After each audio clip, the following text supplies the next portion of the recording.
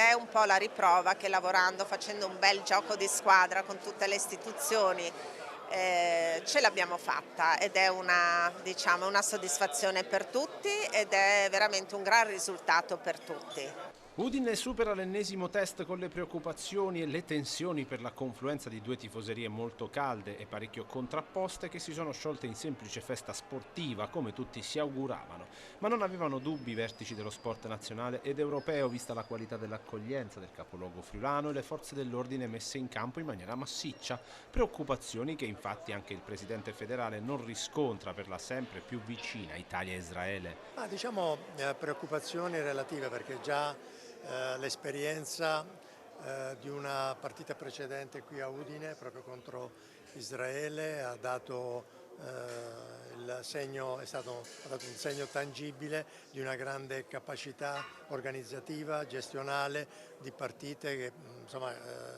hanno dei risvolti e di un impatto politico come stiamo toccando con mano anche in queste ultime ore. Però Udine ha sempre dimostrato grande capacità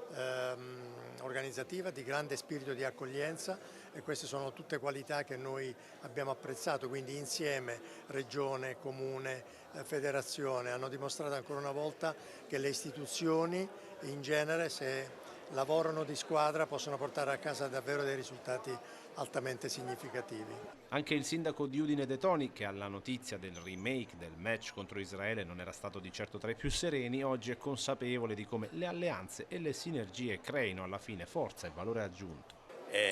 Sono venuti molti agenti diciamo, di polizia da fuori città, quindi bisogna ringraziare anche il questore che ha mobilitato forze ingenti. Poi dobbiamo ringraziare tutti i volontari della protezione civile, tutti i volontari anche delle società sportive, insomma c'è una grande armonia tra tutte queste forze e come dico sempre il successo nasce dalle alleanze.